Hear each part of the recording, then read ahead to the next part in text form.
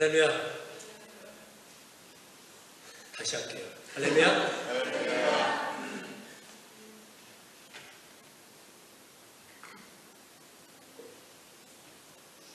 저를 아시는 분도 계실 것이고요. 아마 오늘 처음 보시는 분도 있을 것입니다. 저를 아시는 분은 여전히 머리가 하얗고 그새 머리가 많이 자라셨네 라고 생각하실 것이고, 오늘 저를 처음 보시는 분은 참 머리가 하얗고 참 머리가 길구나 싶은지 생각을 하실 것 같습니다. 저는 네팔에서 왔고요. 네팔 선교사로 지난 2003년부터 사역을 이어왔습니다. 이제 조금 있으면 3월이 되면 꽉 채운 만 18년의 시간을 이제 네팔에서 보내는 선교사가 되겠네요. 지금까지 달려온 시간을 돌아보면 하나님께서 인도하시고 하나님께서 주관하여 주셨기 때문에 지금까지 달려올 수 있지 않았을까 싶습니다. 그리고 더불어서 함께 그곳에서 사역할 수 있도록 이곳에서 기도로 중보해 주신 여러분들이 계셨기에 지금까지 달려올 수 있지 않았을까라고 생각을 합니다. 하나님께 감사를 드리고 또 늘 함께 기도로 동역하여 주신 우리 디사이플교회 성도님들에게도 감사를 드립니다. 저는 2018년 2월 11일 주일날 샌디에고를 마지막으로 다녀갔습니다.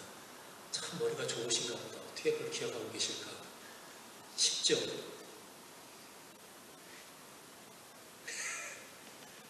제가 언제 샌디에고 다녀갔는지 기록해놨던 그거를 일정을 얼른 살펴봐서 2월 11일날 제가 왔다 갔다 걸 봤어요.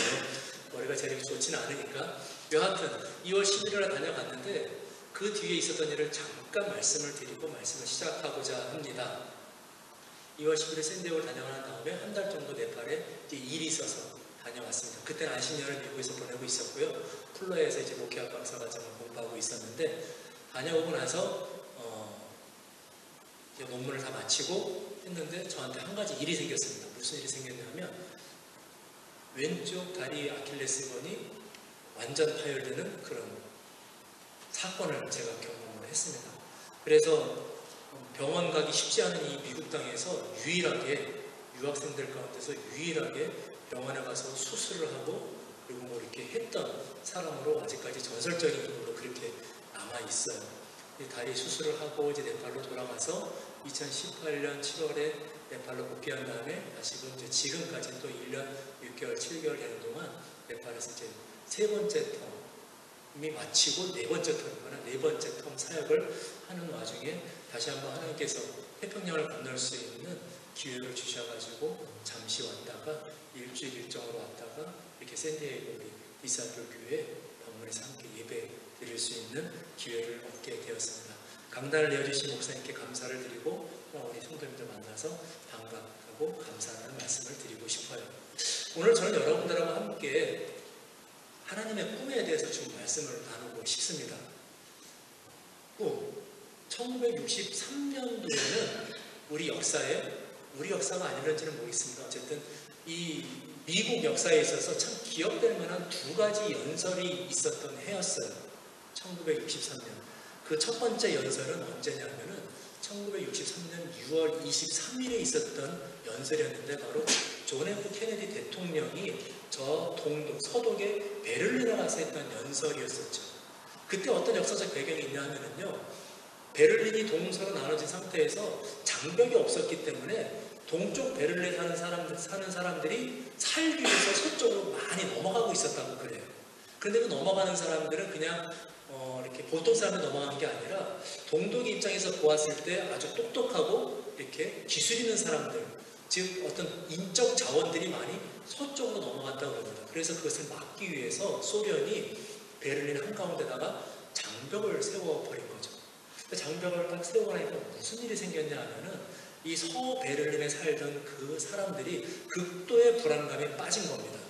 왜? 베를린은 동독 땅 한가운데 있었는데 그 한가운데서 장벽이 세워지고 고립되었다는 생각이, 언제 우리가 저 공산주의자들의 그 공격에 우리가 당할지 모른다라고 하는 그런 극심한 두려움에 사로잡혔을 때에 존 F 케네디 대통령이 그 베를린을 방문해서 연설했는데, 그때 그의 했던 연설의 핵심이 무엇이냐면은 나는 베를린 사람입니다 라는 주제였어요. Ich bin ein Berlin. 나는 베를린 사람이다. 그 이야기는 뭐냐면 미국 대통령으로서 서베를린, 즉 자유주의에 있었던 당신들을 우리는 포기하지 않을 것이다. 우린 당신들과 함께 있을 것이다. 우린 당신들을 지키고 당신들의 안전을 보호해 줄 것이다. 왜? 나도 베를린 사람이기 때문에. 진짜 베를린 사람이 아니었겠죠? 나도 베를린 사람과 같은 그들과 함께 동질성을 가지고 있다는 것을 말해주기 위해서 이 존 F 케네디 대통령이 그러한 연설을 했어요. 그 연설을 들은 이 서베를린 사람들은 용기를 얻고 그 케네디 대통령의 그 연설을 통해서 그 사람들은 안심하고 그들은 이제 안전할 것이다 라고 하는 그런 꿈을, 희망을 같이 가질 수 있었다고 합니다. 그와 더불어서 그 연설이 있고 난 다음에 한 2달 정도 뒤에 우리는 또다시 우리 역사에 참 기억될 만한 그런 연설 한 구절을 듣게 되었습니다. 그 연설이 뭔지 아시죠? 이분이 참 이 연설을 한 게 참 감사하기도 해요. 그 덕분에 여러분들은 지금 연휴를 즐길 수가 있게 되었습니다. 마틴 루터 킹 주니어 목사님이 1963년 8월 28일 워싱턴에 있는 링컨 기념관에서 했던 연설, 나는 꿈이 있습니다라고 하는 그걸로 대표되는 그 연설을 바로 그곳에서 했었죠. 이 목사님이 했던 그 연설의 내용은 여러분 너무 잘 아시겠지만 누구와 함께 있겠다는, 누구에게 꿈과 희망을 주는 연설을 했냐면은 모든 차별로부터 고통받고 있던 흑인들, 비단 흑인들뿐만 아니라 컬러드 피플, 그 모든 사람들에게 꿈과 희망을 주는 그런 연설이었었죠. 그래서 그의 이 마틴 루터 킹의 이 연설을 통해서 결국 그것 때문에 그분 나중에 암살되는 것까지 이어지긴 하지만 여하튼 마틴 루터 킹 주니어 목사님이 가지고 있던 그 꿈이 바로 그와 함께 있었던 사람들에게 동일한 희망을 주는 그렇게 이제 영향력을 끼치게 되었다고 하는 거예요. 차별 없는 세상을 꿈꾸었고 그 꿈을 많은 사람들이 함께 보게 된 거죠. 여러분들은 꿈을 꾸고 계세요? 우리 여기 학생들 앉아 있는데 꿈을 꾸시나요? 그러면 I had a dream last night as well. 이렇게 얘기하는지도 모르겠습니다만 제가 영어를 하면 좀 웃어주던가 반응을 좀 해주던가 오라고 한마디 해주던가 좀 해주세요. 이게 피드백이 전혀 없으니까. 땡큐. 우리는 여러분들 꿈이 있으세요? 우리는 꿈을 가지고 살아야 됩니다. 근데 그 꿈이라는 것이 뻥된 꿈이나 돼지 꿈이나 개 꿈을 말하는 것이 아니라는 거예요. 저는 오늘 여러분 꿈에 대해서 이야기를 하면서 하나님이 가지고 있는 꿈과 내가 가지고 있는 꿈에 대해서 좀 말씀 나누고 싶어요. 오늘 우리가 읽던 본문 말씀은 요나서 1장 1절에 3절까지 시작되는 간단한 말씀인데 여기에서 우리는 한 가지 발견할 수 있는 것이 뭐냐면 바로 사람이 가지고 있는 꿈과 하나님이 가지고 있는 꿈이 다를 때에 발생되어진 것들을 우리는 여기서 볼 수가 있다는 겁니다. 오늘 말씀 1장 1절 보니까 이렇게 기록되어 있어요. 여호와의 말씀이 아미떼 아들 요나에게 임하니라라는 문장을 시작이 되는데 여러분 요나를 잘 아시죠? 요나를 모르는 사람 있어요? Do you know who Yonah is? You know? 너 요나가 누군지 알아? 우리는 다 너무 잘 알고 있죠. 요나하면 생각나는 게 뭐예요? 물고기가 생각나요. 도망가다가 바닷속에 빠져가지고 먹힌 그 요나 말이죠. 그래서 거기 살아났는데 또 가서 잠깐 이렇게 전하다가 또 이렇게 여차저차 해가지고 어쨌든 했던 우리가 알고 있는 요나는 그런 사람입니다. 그런데 사실 요나에 대해서 좀 더 깊이 들어가 보면 요나가요. 여러분들 요나를 어떻게 생각하세요? 혹시 그 12명의 그 소선지서에 나와 있는 혹은 대선지서가 합쳐서 17명의 그 선지자 가운데 좀 이렇게 한쪽으로 치워놓고 싶은 이사야나 예레미야 정도 되면 좀 이렇게 이름이 있는 선지자인데 요나 하면은 왠지 좀 그런 선지자 혹시 생각하지 않으시나요? 여러분 근데 요나가요 우리가 생각하는 것처럼 그렇게 만만한 사람이 절대로 아니라는 것 혹시 알고 계시나요? 이 요나서 말씀에는 요나가 언제 활동했는지 우리에게 이야기해주고 있지 않지만 그러나 열왕기하 14장 25절 말씀에 보니까 요나가 언제 활동했는지 우리에게 알려주고 있어요. 제가 읽어드릴게요. 이스라엘 하나님 여호와께서 그의 종 가드헤멜 아미떼 아들 선지자 요나를 통하여 하신 말씀과 같이 여로보암이 이스라엘의 왕이죠. 이스라엘 영토를 회복하되 하맛 어귀에서부터 아라바 바다까지 하였으니 라고 소개를 해주고 있습니다. 이야기인즉슨 여로보암이라는 것은 이스라엘 왕의 9번째 왕인데 여로보암은 2세를 뜻하는 건데 13번째죠. 그 왕을 뜻하는 그 왕인데 솔로몬 시대 때 가장 강성했던 솔로몬 시대 때 그 영토를 이 여로보암 2세 때 다시 다 회복을 했다고 이야기를 하는 거예요. 그리고 그렇게 되어질 것을 예언한 사람이 누구냐면 바로 요나라고 하는 것이죠. 바꿔 이야기하면 이스라엘이 솔로몬 왕 이후로 가장 부강하고 가장 이렇게 풍성한 삶을 살았던 시기가 있는데 바로 그 시기에 대해서 예언했던 선지자가 누구냐면 요나라는 거예요. 얼마나 인기가 있었겠어요? 생각을 한번 해보세요. 뭐 예를 들면 미국에 살고 계시니까 이 미국이 올해는 경제 성장도 한 6% 쫙 될 거고, 그리고 모든 실업률이 막 약 1%대로 막 떨어지고, 그리고 대학교 들어간 친구들 막 이 정부에서 그냥 막 장학금 막 200%씩 줄 거다라고 어떤 목사님이 선포를 했는데 다 그대로 됐어요. 그러면은 얼마나 용한 목사님이라고 인정을 받겠냐는 거죠. 이해가 되세요, 우리 친구들? 예, 그런 사람이 바로 요나였다는 거예요. 요나는 아모스라는 성경 같은 시기에 활동했던 사람인데, 아모스서 6장 4절부터 6절까지 말씀을 보니까 그 요나가 살았던 그 시대 이스라엘이 얼마나 얼마나 부유한 삶을 누리고 있었는가라고 하면 아모스서 6장 4절에서 6절까지 제가 한번 간단히 읽어드릴게요. 그 사람들이 어디에 누워서 잠을 잤냐면 상아로 만든 침대에 누워서 잤다고 그래요. 상아상에 누우며 침상에서 기지개 펴며, 그리고 고기를 먹는데 어디 정육점 가서 고기를 사다 먹은 게 아니에요. 배가 고프면 양떼 중에서 어린 양과 송아지를 잡아서 먹고 나서 뭐 할까요? 일하러 가나요? 비파 소리에 맞춰 노래를 지절거리며 다윗처럼 자기를 위하여 악기를 제조하며 대적으로 잔이 아닙니다. 대적으로 포도주를 마시며 귀한 기름을 몸에 바르면서 요셉의 환난에 대하여 전혀 근심하지 않았다라고 그 시대를 설명하고 있습니다. 근데 그 모든 것을 누가 예언했냐? 누가 그것을 선포했냐? 요나가 했다는 거예요. 놀랍지 않으세요? 전혀 내일이 아니니까 우리는 그런 거 없으니까 라고 이렇게 생각하시나요? 요나가 그런 사람이었다는 거예요. 바꿔 이야기하면 요나는 아주 인정받는 선지자였다는 것입니다. 요즘 시대로 좀 비유를 해서 이야기를 해보자면, 저 백악관에서 조찬 기도를 할 때마다 우리 김동률 목사님을 매일 부르는 거예요. 김동률 목사님에게 가장 좋은 자리를 내어주고요. 예를 들자면 설교도 항상 목사님께 부탁하고요. 축도도 항상 김동률 목사님께 부탁을 하고요.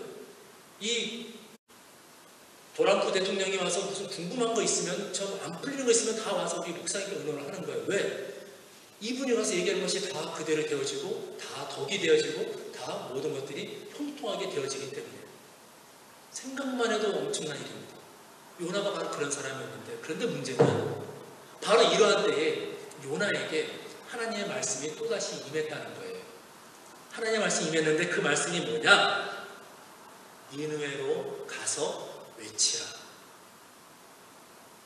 니느웨로 가서 외치라. 요나가 이 하나님의 말씀을 듣고 얼마나 깜짝 놀랐을까요? 얼마나 충격을 받았을까요? 전혀 이게 저기가 안 느껴지시죠? 왜? 요나는 벌써 우리보다 몇천 년 전 앞에 살던 사람이고 나랑은 전혀 상관이 없으니까.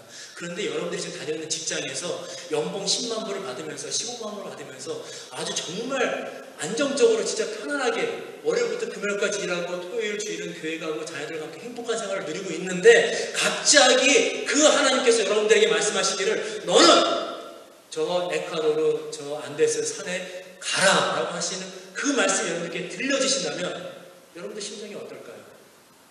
옵스. 미국 사람들이 이렇게 옵스. 어머 깜짝이야. 하나님 정말이신가요? 혹시 잘못 말씀하신 거 아닌가요? 내가 가지고 있는 이 안정된 직장과 안정된 수입과 이 명예와 이것들을 다 내놓고 나보고 저 니느웨로 가라고요? 그건 전혀 할 말이 아니라는 거죠. 그런데 하나님은 지금 그 말씀을 하고 계신 겁니다. 요나에게. 바로 이래서 우리가 요나를 썩 좋아하지 않아요. 요나를 좀 이렇게 한쪽으로 좀 치워놓고 싶은 마음이 있어요. 굳이 끄집어내고 싶지가 않아. 숨겨놓고. 왜? 하나님께서 내게 그런 말씀을 동일하게 하실까 혹시나 두려운 마음이 있다는 거죠. 우리에게는. 크리스찬들이 기도하지 않는 이유를 아세요? 성도들이 성경을 잘 읽지 않는 이유를 혹시 아십니까? 우리 디사플 교회는 1년에 한 번 성경 1도 2도 해나가시면 참 감사하네요. 왜 기도를 하고 왜 성경 읽지 않을까요? 기도하면 은혜 받을까? 성경을 읽으면 성경대로 살아야 하는 그 압박감 때문에 한국의 많은 크리스찬들의 성도들이 기도하는 것과 성경 읽기를 주저한다고 그래요. 그렇게 보면 우리가 요나를 가깝게 하지 않는 이유가, 우리에게도 혹시 요나에게 임했던 그 하나님의 말씀이 이상하게 혹시 들려지지 않을까라는 그 마음 때문에 우리는 요나를 좀 뒤로 빼놓고 있었는지도 모르죠. 그런데 여러분, 아까 말씀드린 것처럼요, 요나가 우리가 생각하는 것처럼 그렇게 만만한 사람이 아니라는 거예요. 그렇게 하찮은 사람이 아니라는 거죠. 그 이야기는 뭐냐면은 하나님은 누구나 부르실 수 있어요. 하나님은 누구나 부르실 수 있는 하나님입니다. 그러나 한 가지 기억하십시오. 하나님 절대로 아무나 부르지는 않으세요. 만약에 여러분들의 귓가에, 여러분들의 그 심령 가운데에 하나님의 부르심이 들려졌다라고 생각하신다면, 아, 하나님께서 나를 부르고 계시는구나, 하나님께서 나를 지명하셨구나 라는 그 감동이 오신다고 한다면, 하나님, 내가 이것을 다 내려놓고 어딜 가라는 거예요? 할 수 없습니다. 난 아니에요 라고 하지 마시고, 하나님의 그 부름에 그 지명되었던 그 사실에 여러분들 감사하시기를 바라요. 아멘? 아멘 하기가 사실 쉽지는 않으시죠. 하나님의 말씀을 전한다고 한다면요, 우리는 하나님의 부르심이 있다고 생각을 하면은요, 우리는 선교라는 이 두 글자를 바로 떠올리게 됩니다. 하나님께서 나를 부르셨다고? 하나님께서 유승재 선교사를 부르셨어? 하나님께서 김종용 목사님을 부르셨어? 그럼 우리는 곧바로 선교, 그것도 해외 선교라는 단어를 딱 떠올리게 돼요. 가야 된다는 거죠. 예, 맞아요. 여러분들 생각하는 선교가 어떤 거라고 생각하십니까? 선교하면 우리는 저 태평양을 건너서, 아니면 저 멕시코 저를 건너서 안데스를 넘어가서 저 남미로 가거나, 아무튼 내가 살고 있는 여기를 떠나서 하나님께서 아브라함을 부르셨던 것처럼 본토 친척 아비지를 떠나서 그 어딘가로 가야 우리는 선교를 한다고 생각을 해요. 맞습니다. 그거 선교예요. 제가 살고 있는 네팔은 뭐 잘 아시겠지만 세계에서 가장 높은 산이 있는 곳입니다. 에베레스트 산 높이가 몇 피트인지 아세요? 그럼 몇 미터인지는 아세요 혹시? 미터로는? 미국에서 가장 높은 산 아세요? 나도 잊었어요. 에베레스트는 8848이에요. 8848m. 그 높은 산이 있고, 세계에서 가장 높은 산 10개 가운데 8개가 네팔에 있습니다. 8,000m가 넘는 봉우리가 전 세계에 14개, 혹은 뭐 학자에 따라서 16개라고도 하는데, 그 14개 봉우리 가운데 12개인가가 네팔에 있어요. 그만큼 네팔은 이 히말라야, 그 이 눈 덮인 그 설산을 빼놓고는 생각할 수가 없는 나라죠. 그러다 보니까 많은 사람들이 트레킹을 오기도 하고 등산을 하러 오기도 하는데 사고도 좀 많이 나요. 아마 여러분들 뉴스를 보신 분도 있을 겁니다. 어제니까 그저께죠. 한국 시간으로 금요일, 목요일 오후에 그 트레킹을 갔던 한국 그 교육청에 소속된 선생님들이 가다가 갑자기 기상이 악화되고 눈이 엄청나게 내리면서 이렇게 철수하고 돌아오는 길에 그만 눈사태를 만나가지고 지금 한국 사람 3명, 그리고 가이드, 그리고 중국 사람 1명, 이렇게 지금 5명이 실종된 상태라고 그래요. 아직까지 그걸 찾지는 못한 것 같아요. 그런데 뭐 찾아도 좀 이렇게 희망은 없을 것 같은 그런 지역이긴 합니다. 이 네팔은 히말라야라는 그 산뿐만 아니라 세계에서 신이 가장 많은 나라로 알려져 있죠. 힌두교가 네팔의 종교예요. 3억 3천만 개의 신이 있는 나라가 바로 네팔입니다. 3억 3천만 개를 손으로 세려가면 1년이라도 다 셀 수가 없어요. 그리고 이 네팔이라는 곳이 어떤 나라냐면은 기독교를 전하는 것도, 기독교를 개종을 시키는 것도 법으로 금지되어 있는, 말 그대로 복음의 자유가 없는 나라가 네팔입니다. 그러면 제가 그것을 알고 네팔로 갔냐고요? 아니요, 저 모르고 갔어요. 그냥 힌두교라는 것만 알고 있었고, 우리가 네팔에 갔을 때 거기 이미 선교사님들이 계셨기 때문에 가서 뭐 복음을 전하고 뭐 하는 것에 대해서 크게 생각도 없이 갔어요. 근데 그 전에도 복음을 전하는 것은 법으로 불법이었었고, 이제는 왕이 다스리던 네팔이 바뀌어가지고 대통령이 있는 나라, 미국처럼 이런 세큘러 국가가 되었지만, 그럼에도 불구하고 2018년 8월 달에 여전히 힌두 교인을 다른 종교로 개종시킨 것은 법으로 금지라고, 네팔 사람이 그렇게 하면 징역을 살고, 외국인이 그렇게 복음을 전하다가 걸리면 5년 이하의 징역, 벌금, 그리고 추방이라고 하는 그 법이 공포가 되었다는 겁니다. 자, 저는 그곳에서 지금 지난 18년을 살아왔습니다. 어떻게 살아왔는지는 묻지 마세요. 저도 어떻게 살았는지 참 궁금해요.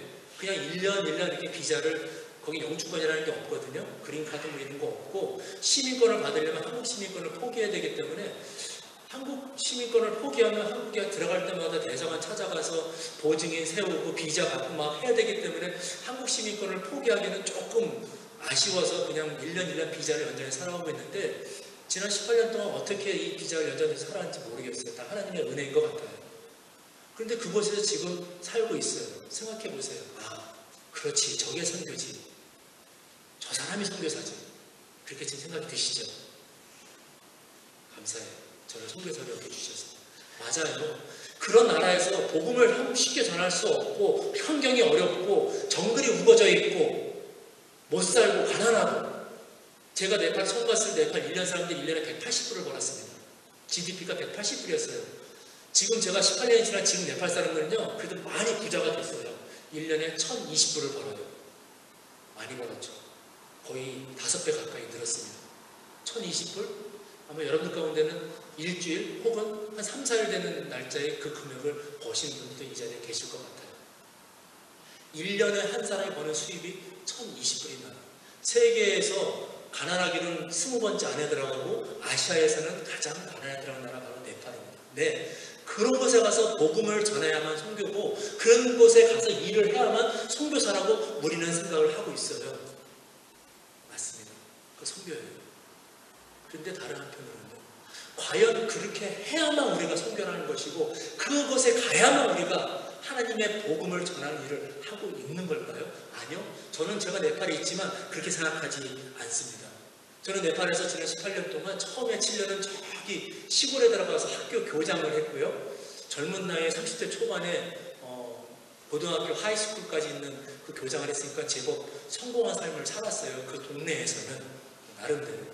그리고 나서 이제 교장을 한 7년 하고 이제 나와서 이제 우리 성결교회, 네팔 교회 목사님들을 가르치고 함께 훈련하는 목회자 훈련 사역을 이제 지금까지 이어오고 있는데 그런 곳에 가서 그런 사역을 해오려 선교고 그런 곳에 가서 살아야 선교사라는 거. 예, 맞습니다. 그런데 꼭 그것만이 선교인가라는 그 질문에 저는 그렇다라고 대답하지 못하겠습니다. 이 선교가 예수님께 말씀하신 거 맞죠? 마태복음 28장에서 너희는 가서 모든 족속으로 제자를 삼아 아버지와 아들과 성령의 이름으로 세례를 주고 내가 너희에게 분부한 모든 것을 가르쳐 지키게 하라. 아멘. 그러면은 한번 생각해 보세요. 이 지구에 우리가 마음껏 복음을 전할 수 없고요. 이렇게 어려운 환경에 있는 것들도 있고요. 그리고 그곳에 가지 않으면 우리는 이 예수님 말씀하신 이 명령을 전혀 하고 있지 않은 거네요. 조금 전에 우리 김정일 목사님께서 그 심정 저는 이해가 돼요. 무슨 말씀을 하시고 싶은지 그 마음이 저는 이해가 됩니다. 그런데 한편으로는 그 생각이 들어요. 그러면 목사님은 여기에 계시기 때문에 주님께서 말씀하신 그것을 지금 따르지 않고 있는 거네요. 명령 불복종자네요. 예수님의 말씀을 전혀 따르지 않는 사람이네요. 라고 제가 우리 목사님을 과연 정죄하거나 그렇게 판단할 수 있을까요? 아니요. 그렇게 생각하지 않아요. 사랑하는 성도 여러분, 하나님께서 우리에게 선교라는 것을 말씀하실 때에 복음을 전하는 것을 말씀하실 때 혹은 가서 모든 족속으로 제자를 삼아서 아버지와 아들과 성령을 세례를 주고 내가 너에게 분부한 모든 것을 가르쳐 지키라고 말씀하시고 그때에는 네팔로 가라, 인도로 가라, 중국으로 가야만 한다라는 것을 말씀하신 것은 아니라는 겁니다. 하나님께서 사람들을 부르실 때에 그 부름에 응답하는 사람들은 크게 두 가지 종류가 있습니다. 하나는 제가 여기 있습니다라고 바로 응답하는 사람들이죠. 아니요. 하나님께서 당신을 부르지 않았는데 그냥 나서는 거예요. 이렇게 한국 속된 말 하면 나댄다고 그래야 되나요? 하나님께서 분명 그 사람을 부르지 않은 것 같은데 내가 가겠습니다라고 일어서는 사람이죠. 우리 이런 사람들을 자원형이라고 부를 수가 있을 것 같아요. 여러분들은 군대를 가는 분도 있고 안 가는 분도 있을 것 같아요. 그죠?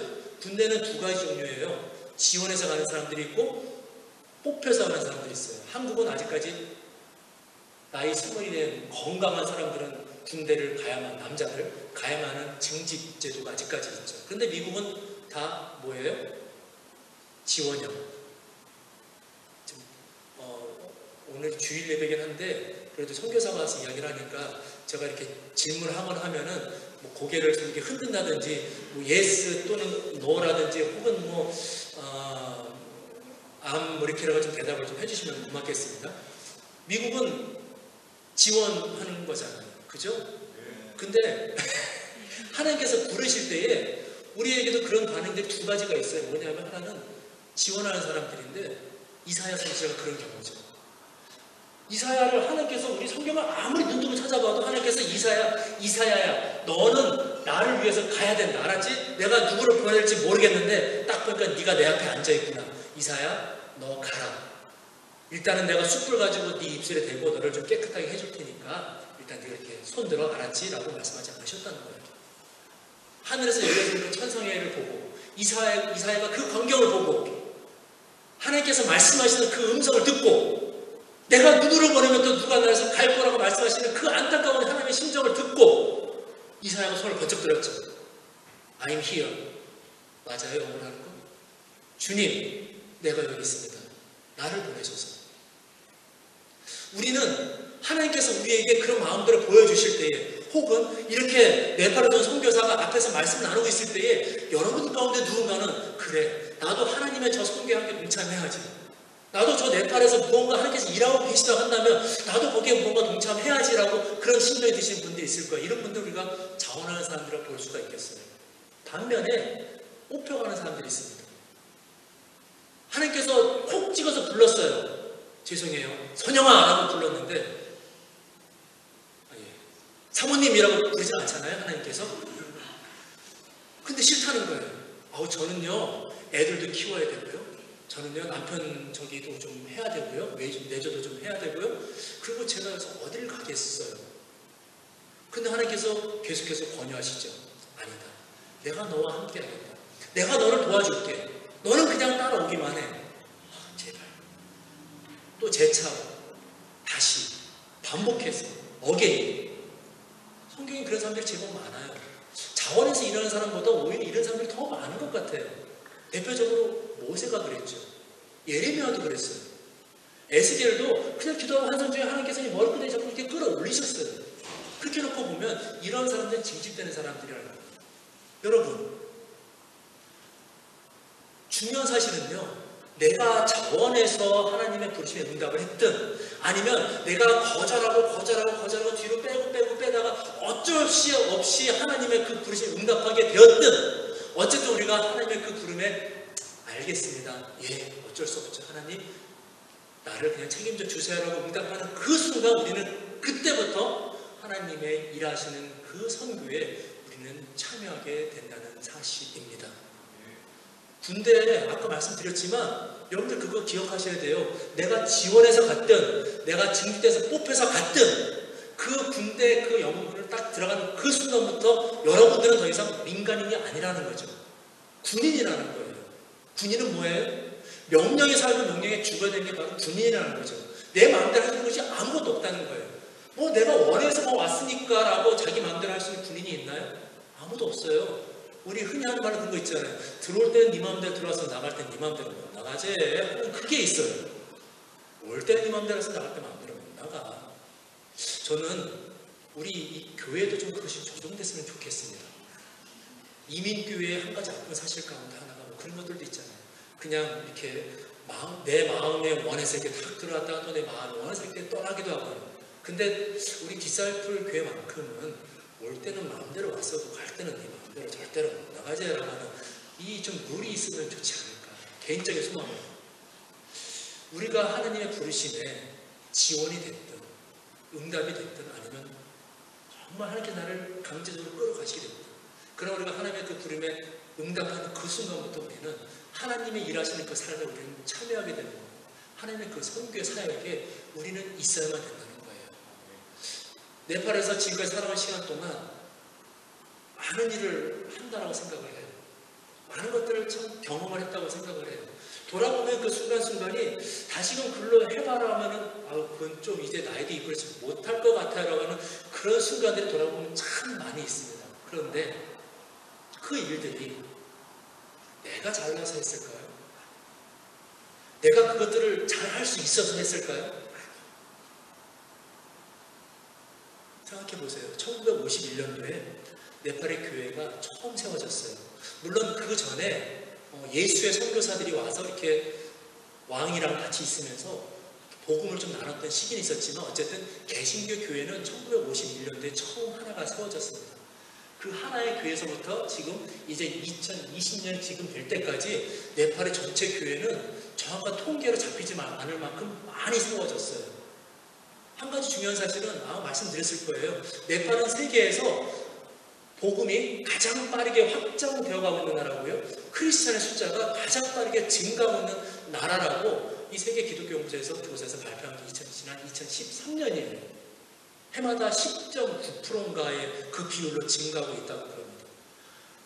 그러니까 지금 2013년에 그 결과가 나왔으니까 지금 2020년이니까 그때보다 지금 적어도 몇 배가 더 늘어났을까요? 아마 기하급수적으로 한다면 7배가 되나요? 해마다 10%씩 늘어나는 거니까 70, 제 산수를 잘 못해서 어쨌든 그래요. 어쨌든 많이 늘어났어요. 여러분 생각해보세요. 지금 여기 한 30명 앉아 계시는데 다음 주에는 33명, 그 다음 주에는 36명 참석, 그 다음은 3.6 곱하면 그 다음 40명 참석라고 비교를 해보시면 1년 지나면 이 자리가 아마 차고 넘칠 거잖아요. 지금 네팔이 그런 상황이에요. 누가 그 일을 해요? 저희 같은 선교사들이 가서 일을 하기 때문에 그 일들이 일어났을까요? 아니요. 말씀드렸잖아요. 네팔은 복음을 전할 수 없는 나라예요. 복음을 전하다가 발각되면 경찰에 들어가요. 지난 얼마 전에도 네팔에서 하지 말라는데 그런 건 있지 않습니까? 왜? 하지 말라는 꼭 하는 사람들이 있어요. 그러면 우리가 좀 지혜롭게 해야 될 필요가 있는데 간혹 보면은 어쨌든 내가 핍박받는 것이 하나님께 영광이요라고 하면서 그렇게 공개적으로 전도하거나 하는 거 안 된다고 하는데도 꼭 공개적으로 전도 주시는 분들이 있어요. 보면은 붙잡혀서 경찰에 가서 신문을 받고 조사를 받고 추방위기에 막 처하고 그런 나라가 네팔인데 어떻게 교회가 이렇게 증가하고 성도들이 늘어날까요? 누가 이러시는 거죠? 하나님께서 이러십니다. 성령께서 역사하시는 겁니다. 우리 선교사들은요 정말 감사해요. 그냥 거기에 있으면 돼요. 하나님께서 나를 통해서 어떻게 일하시는지를 기대하고 기다리면 되는 거죠. 하나님께서 나를 통해서 일하실 수 있도록 내 자신을 내어드리면 된다는 거예요. 어디에서? 저는 네팔에서. 그러면 네팔에 가지 않고 중국에 가지 않고 저희 안데스를 가지 않은 여러분들은 지금 뭐 하시는 겁니까? 선교사님 그렇게 얘기하다 보니까 뭐예요? 당신만 일하고 우리는 여기서 아무것도 안 하고 있는 그런 사람들을 좀 그렇게 취급하시는 겁니까? 라는 생각이 혹시 드세요? 아니에요. 여러분, 하나님께서는 우리가 어디에 있는지를 보시는 분이 아니라는 거죠. 우리가 어떻게 살고 있는가를 하나님은 더 중요하게 여기신다는 겁니다. 하나님은 양을 보시는 분이 하나님이 아니라는 거예요. 하나님은 우리의 질을 보시는 하나님이라는 거죠. 우리가 어디에 있는지는 그 하나님의 관점에서 볼 때는 아무것도 아닙니다. 그러나 내가 있는 그곳에서 어떻게 살아가고 있는가가 하나님께는 더욱더 큰 문제고 가장 중요한 문제라고 한다는 사실입니다. 다시 한번 요나 이야기로 돌아가 볼게요. 요나, 여러분들 아시겠지만 절대 우리가 가볍게 보면 안 된다는 거예요. 그 사람은 되게 잘 나가는 사람이었어요. 이스라엘이라는 그 나라 입장에서 볼 때 요나는 정말 소중한 선지자였던 거예요. 왜? 그 사람은 늘 축복을 선포하고 늘 긍정적인 이야기를 해주고 그리고 그냥 말처럼 이스라엘이 그렇게 되어졌기 때문에 이스라엘 정부 입장에서 볼 때 이 요나만큼 중요한 사람이 없었다는 겁니다. 그런데 반면에 예레미야, 나는 아이라 말할 줄 몰라요. 하나님 나 못합니다 했던 그 예레미야는 하나님께서 이스라엘 그 민족을 위해서 세워주셨는데 여러분 예레미야 아세요? 사람들로부터 칭찬받고 사람들로부터 인정받고 그 같은 유대 민족으로부터 이 존경받는 그런 선지자였나요? 아니요. 우리가 할 때 예레미야는 정말 훌륭하고 나도 예레미야 같은 선지자가 되고 싶어요 라고 말하는지 모르지만 제레마이야 맞나? 그런데 그때 당시에 눈에서 볼 때는 사람들의 눈에서 볼 때 예레미야는 정말 민족의 철천지 왼수가 바로 예레미야다. 왜? 예레미야서 20장 말씀을 보니까 예레미야가 하나님 앞에서 이렇게 자기의 고통을 토로하고 있어요. 자기 아픔을 이야기하는데 어떻게 이야기하냐면은 하나님 내가 말할 때마다 강포와 멸망을 외치기 때문에 여기서 말하는 강포와 멸망은 저주예요. curse. 니들 지금 잘못하고 있다라고 꼰지르는 거죠. 니들 곧 멸망할 거라고 경고하는 거예요. 워닝하는 거예요. 사람들이 안 좋아해요. 쟤는 입만 열면 우리 보고 죽는데 쟤는 입만 열면 우리 멸망한대. 사람들이 싫어하는 거예요. 한 번만 더 얘기하면 가만두지 않겠어요. 없애버릴 거예요. 그 이야기를 듣는 예레미야는 마음속에 번민이 찾아오고 아픔이 찾아오고 슬픔이 찾아오고 하나님께서 나를 세워주셨는데 내가 입을 열어 선포할 때마다 저 사람들이 나를 조롱하고 나를 죽이려고 합니다. 하나님. 어떻게 하면 좋죠? 나 이제 더 이상 말씀을 전하지 않겠어요. 난 더 이상 이제 일하지 않겠어요, 하나님. 근데 그럴 때마다 내 마음이 불붙는 것 같아서 내가 견딜 수가 없어. 나는 또다시 일어나 나가서 멸망을 선포하고 또다시 저주를 선포할 수밖에 없습니다. 라고 예레미야는 고백해요. 여러분, 여러분들이 있는 그 자리에서 하나님께서 여러분들을 불러서 혹은 여러분들 마음 가운데에 이곳을 떠나서 내가 너를 둔 그곳으로 가라고 했을 때 여러분들의 반응은 어떠실 것 같아요? 요나가 왜 니느웨를 가기 싫어했을까요? 하나님께서 가라고 말씀하실 때 요나는요, 즉시 일어나서 니느웨를 향한 것이 아니라 즉시 일어나 욥바로 내려가서 다시스로 향하는 배를 마침 만났더니 백삭스를 주고 울랐다라고 이야기를 합니다. 왜 니느웨를 그렇게 막 요나는 그냥 막 싫어했을까요? 여기에는 두 가지 이유가 있죠. 첫째는 개인적인 이유인데요. 생각해보세요. 여러분들 연봉 10만 불, 20만 불 되는 그 직장을 과감하게 내려놓고 그렇게 떠날 수 있는 분들이 우리 가운데 과연 몇 명이나 될까요? I can do 라고 말하실 수 있을 거예요. 예, 전혀 불가능하다는 이야기를 드리는 것이 아니죠. 간혹 우리 주위에 보면은 안정된 직장이나 혹은 그런 것들을 내려놓고 과감하게 선교지로 혹은 사역의 길로 그렇게 뛰어드시는 분들이 참 많이 있습니다. 나라고 뭐 그런 일이 내게 있지 말라는 법은 없죠. 맞아요. 근데 요나는 개인적으로 그가 누리고 있었던 그것들을 쉽게 포기하기가 참 어려웠었나 봐요. 그렇기 때문에 그는 니느웨로 가는 것을 주저했었죠. 그는 그냥 이스라엘에 머물고 싶었어요. 두 번째는 민족적인 이유도 있습니다. 그 당시 아수르라는 나라는요, 아주 강한 지금의 미국과도 같은 그 당시 근동지방을 완전히 이렇게 모든 주도권을 가지고 있던 나라가 바로 아수르였어요. 그런데 아수르가 그 힘을 유지하고 있었던 그 이유가 뭐냐면 공포 정치를 폈다는 거예요. 공포 정치가 뭐냐 하면은 사람들로 하여금 두려움을 갖게 해서 무섭게 만들어가지고 그들로 하여금 복종하게 만든다고 하는 그런 정치라는 것이죠. 조그마한 잘못을 해도 그냥 크게 아주 막 미국에 오니까 제일 무서운 게 딱지 끊는 거더라고요. 딱지. 그냥 뭐 한 번만 잘못하면은 바로 200 몇십 불, 300 몇십 불짜리가 그냥 막 올라가니까 여기서는 누가 안 봐도 교통법규를 어기는 것이 좀 이렇게 두렵고 떨릴 만큼. 지난번 학교에서 이렇게 마치고 집에를 돌아가는데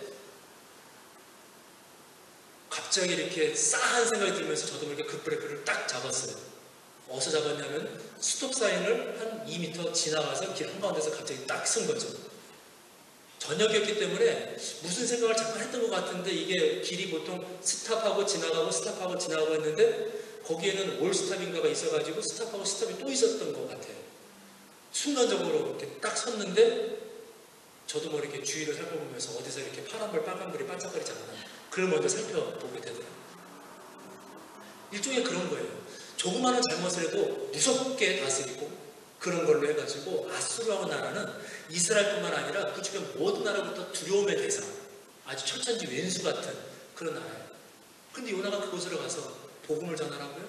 그들의 잘못을 알려주라고요? 만에 하나 그들이 그것을 듣고 회개라도 한다면 하나님의 벌을 받아야 마땅한 저 나라가 그것 때문에 용서라도 받게 된다면 하나님의 그 징벌로부터 벗어나게 된다면 그거는 상상도 할 수 없는 일이라는 거죠. 요나는 그래서 니느웨로 가기 싫었던 거예요. 안 간다는 거예요. 버려졌다는 거죠. 자, 그래서 요나가 택한 것은 어디냐면 다시스로 갔다는 거예요. 여기서 우리는 한 가지 생각을 해봐야 됩니다. 여러분들의 삶에 하나님께서 여러분들이 받아들이기 어려운, 여러분들이 인정하기 어려운, 여러분들이 아주 그냥 쉽게 예스하기 어려운 그 말씀을 오늘 여러분들에게 들려주신다고 하신다면 여러분들은 어떻게 하시겠어요? 하나님께서 여러분들을 막 어려운 상황으로 직장에서 일하시는 분들 계실 거예요. 막 상사가 쓸데없이 나를 막 괴롭혀요. 그냥 툭 하면 너를 파이어 하겠다고 막 그냥 그렇게 막 해요. 여기 살다 보니까 우리가 소수민족으로서 그런 눈에 보이지 않는 차별도 많이 경험을 하죠. 저는 네팔에 살고 있는데 네팔에서도 저는 차별을 경험을 해요. 이 네팔 사람들이 얼마나 우리를 차별하는지 자기들은 공짜로 공원 들어가는데 외국인한테는 막 10불, 20불씩 막 내라고 그래요. 자기들은 이렇게 동네에서 이렇게 운동 테니스 한 번 하면 자기들은 1달러 내고 치는데 우리는 외국인이라고 3달러를 내라고 해요. 그냥 아주 정말 좀 그래요. 근데 우리가 살아가면서 정말 눈에 보이지 않는 차이를 얼마나 많이 경험을 해요. 그런 것들이 있을 때 여러분들은 어떻게 반응하시겠습니까? 우리들이 감당할 수 있는 상황으로 하나님께서 막 몰아가실 때 여러분들은 어떻게 반응하시겠어요? 비단 내 삶에서뿐만 아니라 내가 있는 이곳을 놓고 여기를 떠나라고 하나님께서 갑자기 말씀하신다 한다면 그것이 어떤 반강제적인 말 그대로 불법 막 이런 거 막 이민 막 그런 거 해가지고 그 뭐 닭한지 뭔지 해가지고 이렇게 원치 않게 막 추방되어지는 그런 상황에 처하게 된다 한다면 여러분들은 어떻게 반응하시겠어요? 성경에는 우리가 아는 것처럼 받아들이기 어려운, 이해하기 어려운 그런 하나님의 명령을 받은 사람들이 참 많죠. 그 중에 대표적인 사람이 누구예요? 믿음의 조상? 파더러브 페이스? 맞나? 누구죠? 아브라함. 하나님께서 아브라함에게 여러 가지 시험들을 주셨는데 그 중에 마지막으로 주셨던 시험이 아마 잘 아실 거예요. 이삭을 바치라고 합니다. 그런데 창세기 22장 말씀을 보니까요. 하나님께서 그냥 네 아들 이삭을 바치라고 말씀하지 않았다는 거예요. 어떻게 말씀하셨냐면 내 사랑하는 아들 독자 이삭 콕 집어서 이야기했어요. 하나님께서 모든 걸 다 알고 계신다는 거죠. 아브라함에게 가장 소중한 것이 무엇인지, 아브라함에 있어서 가장 포기하기 어려운 것이 무엇인지, 아브라함의 삶에 있어서 그의 거의 전부를 차지하는 것이 무엇인지, 하나님은 사라를 바치라고도 안 했고요. 하나님은 이스마엘을 바치라고도 안 했어요. 하나님은 아브라함에게 네가 가지고 있는 약대 100마리 혹은 양 100마리라고 말씀하지 않으셨다는 거예요. 아브라함의 삶에 있어서 가장 소중하고 가장 포기하기 어렵고 가장 큰 그 파트를 차지하고 있는 것이 무엇인지 하나님 알고 콕 집어서 그것을 하나님은 내려놓으라고 말씀을 하셨다는 겁니다. 하나님은 우리를 너무 잘 아시죠. 하나님 여기 앉아계신 여러분들 한 사람 한 사람을 정말 손바닥에 손금 보듯이 알고 계신다는 거예요. 하나님께 여러분들을 부르실 때 내려놓으라고 하실 때에 나를 위해서 내가 이것을 포기할 수 있냐고 물어보실 때에 여러분들에게 두 개 있는 스페어가 있는 것을 하나님께 내려놓으라고 말씀하지 않으신다는 거예요. 하나님은 여러분들에게 남편이 둘이 있어서 하나를 포기하라고 말씀하시지 않는다는 거예요. 하나밖에 없는 남편을, 하나밖에 없는 아내를 내가 그보다 나를 더 사랑할 수 있겠냐고 하나님은 말씀하신다. 자녀? 하나님께서는 그 말씀하시죠. 그걸 요구하시죠. 자, 아브라함은 그럼에도 불구하고 이삭을 포기했습니다. 요나는 자기의 삶을 포기하지 못했어요. 요나가 가지고 있었던 꿈은요, 다시스에 있었다는 거예요. 요나가 가지고 있었던 꿈은 아마도 그가 선지자를 은퇴하고 좀 편안하게 사는 삶을 그는 꿈꾸었을지도 모르겠습니다. 제가 여기서 이렇게 좀 보여도 저도 은퇴한 원로 목사입니다. 깜짝 놀라실 것 같아요. 우리 네팔은 한인교회가 하나가 있는데 한인교회 담임 목사를 목사님들이 이렇게 1년씩 돌아가면서 담임 목사를 해요. 그 1년이 지나면 자동적으로 담임 목사직에서 은퇴를 하는 거고 이제 원로 목사가 되는 거죠. 그래서 제 위로 원로 목사님이 한 20명 계시고 지금 이제 제 뒤로 이어서 또 다른 이제 은퇴할 준비하는 목사님이 이제 우리 세워져서 하고 있습니다. 내년 되면 이제 22명이 되고 그 다음에 23명이 되겠죠. 한국하고 다른 게 있다고 하면 원로 목사가 돼도 뭐 아무것도 없어요. 그냥 빈손으로 왔다가 빈손으로 가는 이제 그런 형태가 되는데 요나는 아마도 그가 이스라엘에서 그 선지자 삶을 마쳤을 때에 좀 편안한 삶을 살고자 그런 마음이 있었는지도 모르겠어요. 아마 그것이 다시스였는지도 모르죠. 저기 모히또 가서 몰디브 한잔 그 영화의 대사처럼 아시나요? 예. 그 있어요. 그래서 몰디브 같은 뭐 하와이 같은 그런 곳에 가서 여생을 편안하게 보내고 싶어요. 요나는 자기가 가지고 있는 꿈과 하나님이 그에게 보여주신 꿈이 이렇게 배치되는 것을 알았습니다. 그는 거기에 머물게 원했지만 하나님께서 그를 옮기시길 원했고 하나님의 그것을 쫓아가기보다 요나는 자기의 꿈을 이루기를 생각을 했던 거죠. 그래서 요나가 생각한 것은 다시스로 가는 거였어요. 그곳에 가서 그는 그의 삶을 누리는 것이었습니다. 사랑하는 성도 여러분, 저는 여기 있는 여러분들이 모두가 다 여러분들이 지금 가진 것을 내려놓고 선교지로 가야 한다, 혹은 가서 가는 것이 선교다라고 저는 그 말씀 드리고 싶지 않아요. 아까도 말씀드렸지만 하나님께서 우리가 어디로 가고 어디에 있는 것보다는 우리가 어떻게 삶을 살고 있는가가 더 중요하다는 거죠. 요나에게 있어서 니느웨는 하나님의 꿈이 그를 향한 하나님의 꿈이었다는 거예요. 근데 반면에 하나님 내게 있어서 나를 향하신 하나님의 꿈은 네팔이었다는 거죠. 그러나 저는 그렇게 생각을 해요. 모르겠습니다. 우리 김종길 목사님에게 있어서 하나님의 꿈은 바로 이곳 샌디에고 디사이플 교회가 우리 김종길 목사님을 향한 하나님의 꿈이었다는 거죠. 중요한 사실은 내가 가지고 있는 꿈과 하나님의 나를 향한 그 꿈이 뭐 해야 된다고요? 만나야 된다는 거예요. 우리는 꿈을 꿀 수 있어요. 우리는 소망할 수 있어요. 그러나 우리가 꿈꾸고 소망하는 그 모든 것들은 어디에 위치해 있어야 하냐면은 바로 하나님의 꿈이 있는 그곳에 우리의 꿈이 있어야 된다고 하는 것이죠. 저는 여러분들이 머무는 그 자리에서, 여러분들이 일하는 그곳에서, 여러분들이 공부하고 여러분들이 생활하는 그곳이 바로 하나님의 꿈이 머무는 곳이 되기를 바랍니다. 아닐 수도 있어요.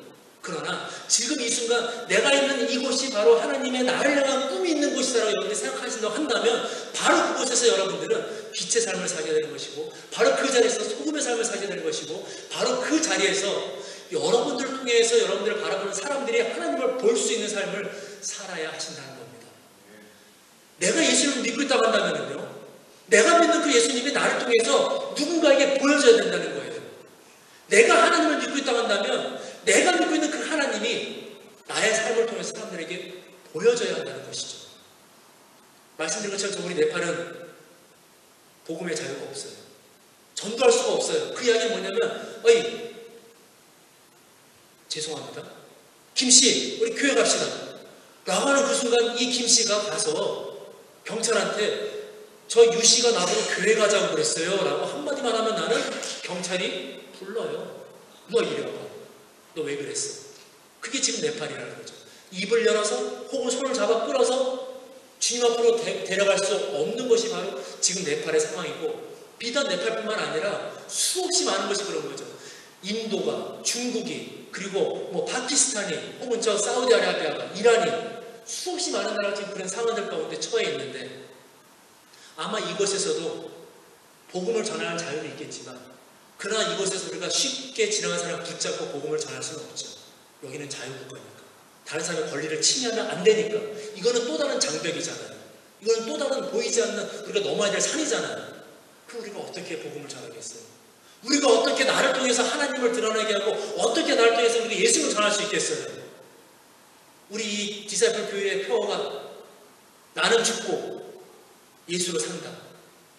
맞죠? 어떻게 그 삶을 살아가시겠나요? 어떻게? 여러분들이 있는 그곳에서 여러분들의 삶을 통해서 하나님이 보여진다면, 예수님의 복음이 보여진다 한다면 여러분들 기뻐하십시오. 우리는 모두가 다 하나님의 선교에 참여하고 있는 것이고, 나를 통해서 하나님께서 마음껏 일하실 수 있도록 내가 바로 내 자신을 하나님께 내어드리는 삶을 살고 있다고 하는 사실입니다. 우리 특별히 사랑하는 우리 친구들, 여러분들의 삶을 하나님께서는 만들어가고 계세요. 과거를 바꾸는 거 아세요? 지나가버린 과거를 바꿀 수 있을까요? 없을까요? 지나가버린 과거는 바꿀 수 없지만, 그러나 우리는 한 가지 기억해야 될 사실이 있습니다. 그럼에도 불구하고 우리는 과거를 바꿀 수가 있어요. 어떻게? 방법은 딱 한 가지. 우리의 미래를 바꿈으로써 우리는 우리의 과거를 바꿀 수가 있습니다. 왜요? 미래는 아직 다가오지 않은 과거예요. 그렇기 때문에 우리가 우리의 과거가 우리의 미래가 바뀐다는 것은 바꿔 이야기하면 나의 과거를 바꿀 수 있다는 거죠. 여러분들은 어떤 과거를 만들고 싶어요? 지금까지 살아온 시간이 17년, 18년, 20년? 여러분들이 앞으로 20년의 삶을 어떻게 살아가냐에 따라서 여러분들이 보내온 그 지나간 20년의 삶이 바뀌어진다는 사실을 꼭 기억하시기 바랍니다. 말씀의 결론을 맺도록 할게요. 하나님께서 우리에게 원하시는 것은 딱 한 가지. 하나님께서 나를 부르실 때 응답하는 겁니다. 어디에서? 내가 있는 그 자리에서. 하나님께서 나를 가라고 하시면 가는 거고, 나를 네팔로 부르시면 네팔로 가는 거고, 저 안데스로 부르면 안데스 가는 거고, 그러나 내가 있는 이 자리에서 하나님께서 하나님의 꿈이 여기 있다는 사실을 내가 알게 되면 나는 이곳에서 나의 삶을 통해서 하나님을 드러내고 하나님의 복음을 나타내고 나를 통해서 단 한 사람이라도 그 생명을 얻게 하는 그 삶을 내가 살아가야만 한다는 것이죠. 하나님의 꿈에 합당하게 살아가는 것, 나의 꿈과 하나님의 꿈이 만난 것, 저는 네팔에 하나님의 꿈이 있는 것을 보았고요. 그리고 그곳에 나의 꿈을 맞추었습니다. 하나님께서 우리 김 목사님에게, 우리 여러분들에게 보여주시는 하나님의 꿈이 있어요. 그것을 보세요. 그 여러분들의 꿈을 거기에다가 맞추세요. 그 꿈이 만나면 바로 여러분들의 삶을 통해서 이 세상에는 하나님의 복음이 전하여지고 예수 그리스도가 전하여지고 그리고 이 예수로 살아가는 우리 모두가 된다고 한다는 사실입니다. 그것이 바로 우리가 하나님의 선교를 이루어가는 삶을 산다는 거죠. 빛은요, 밝은 저 태양 아래 있을 때 빛은 아무런 소용이 없어요. 언제? 어두운 가운데 있을 때예요. 어두운 가운데 있을 때 빛은 비로소 빛의 그 일을 하게 되는 겁니다. 여러분들은 어디 있어야 되나요? 바로 그 어두운 곳에 우리는 있어야 돼요. 그 어두운 것이 네팔일 수도 있고요, 중국일 수도 있고요, 아르헨티나일 수도 있고요, 여러분들의 직장일 수도 있고요, 여러분들의 가정일 수도 있고요, 여러분들의 클래스가 될 수도 있어요, 여러분들의 동료가 될 수도 있어요. 우리 사실을 기억했으면 좋겠습니다. 그래서 니느웨는 하나님의 꿈이 있는 곳이고요, 다시스는 나의 꿈이 있는 곳이에요. 그 사이에는 무엇이 있을까요? 니느웨와 다시스에는 뭐가 있어요? 욕바가 있는데요? 그러지 마세요. 내가 있습니다.